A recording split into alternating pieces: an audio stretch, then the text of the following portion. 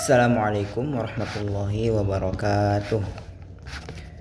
Pada kesempatan kali ini saya akan menjelaskan tentang hukum-hukum najis. Pokok bahasan pada kesempatan kali ini yaitu definisi najis, macam-macam najis, kemudian cara membersihkan najis. Mari kita masuk ke definisi terlebih dahulu, teman-teman. Najis secara etimologi berarti kotor. Sementara menurut terminologi syariat, najis adalah kotoran yang diperintahkan syariat untuk dihilangkan. Najis itu ada macam-macam. Pertama, kencing dan kotoran manusia. Berdasarkan hadis orang Badui yang kencing di masjid, Nabi SAW bersabda, "Inna hadhil masajida la tasluhu li syai'in min hadzal bauli walal qadari innama hiya li dzikrillahi azza wa jalla was salati wa qiraatil Qur'an." Kemudian masjid-masjid ini tidak patut untuk sedikit pun dari kencing dan kotoran.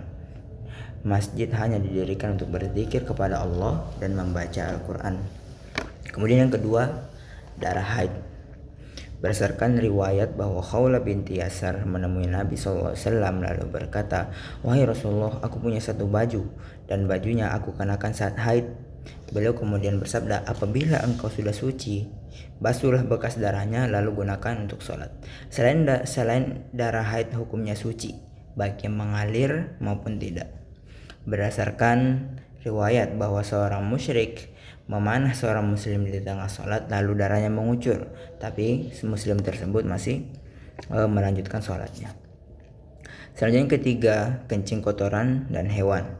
Dari mana? Nabi SAW dari hadis Ibnu Mas'ud, Nabi SAW pergi ke tempat buang hajat lalu menyuruh untuk membawa 3 batu untuk beliau. Aku menemukan 2 batu, lalu aku mencari batu ketiga, namun tidak aku temukan. Aku kemudian mengambil kotoran, lalu semua itu kubawakan kepada Nabi SAW. Beliau mengambil 2 batu tersebut dan membuang kotoran tersebut. Beliau sambil bersabda, "Ini najis." Ya. Kemudian yang keempat, bangkai. Bangkai adalah hewan yang mati dengan sendirinya tanpa disembelih secara syar'i. Allah Subhanahu wa taala berfirman, "Qul la ajidu fima uhiya ilayya muharraman 'ala ta'imin yat'amuhu illa ay yakuna maytatan aw daman masfuha aw lahma khinzirin fa innahu rijsun aw fisqan uhilla li ghairillahi bih."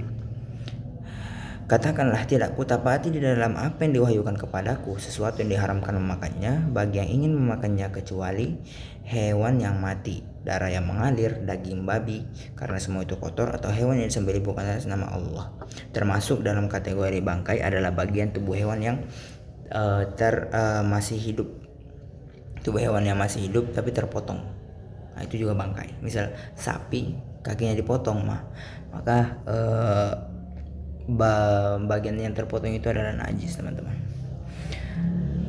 Ada nggak sesuatu yang nggak bangkai yang nggak najis?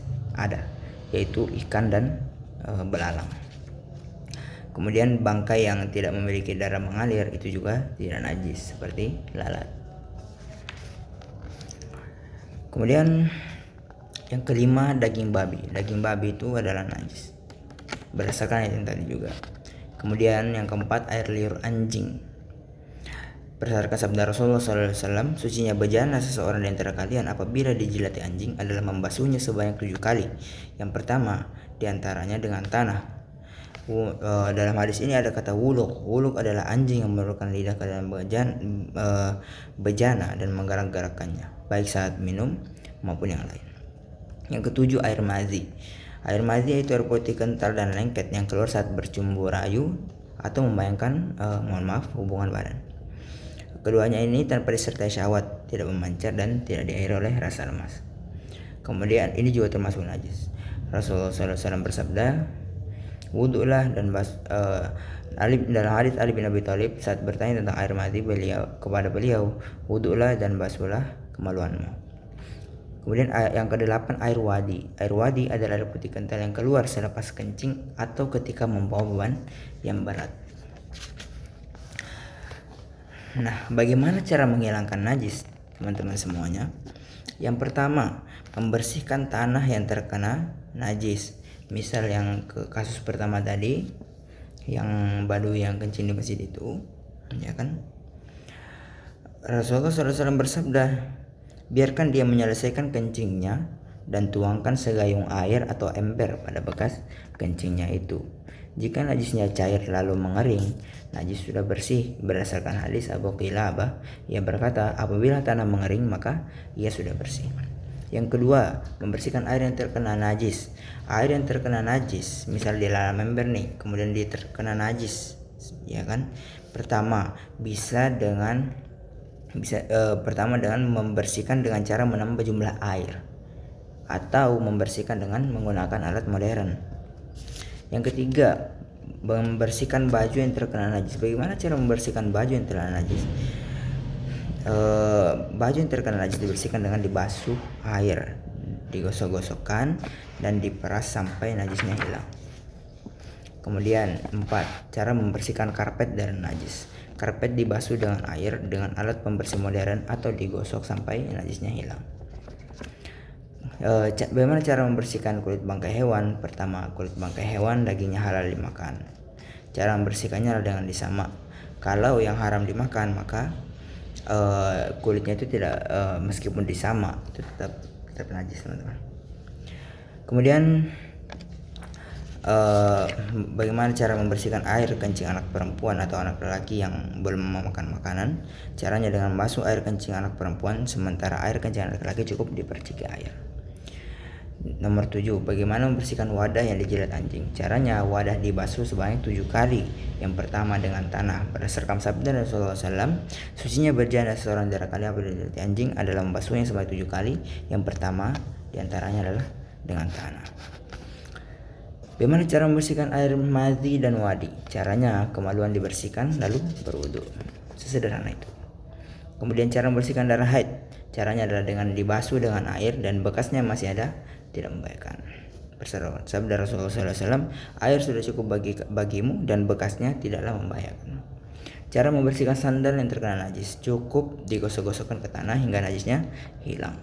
Cara membersihkan baju wanita, apabila ujung baju wanita menaikkan gamis itu kan biasanya itu tanah. Nah, cukup berjalan di tempat yang suci, kata Rasulullah SAW. Yutahhiruhu ma ba'dahu. Di ujung pakaian yang terkena najis dibersihkan oleh tanah setelahnya. Kemudian bagaimana cara membersihkan permukaan benda yang terkena najis, misal cermin, benda yang mengkilap, yaitu dengan diusap sampai najis tersebut hilang. Sekian dari saya. Assalamualaikum warahmatullahi wabarakatuh.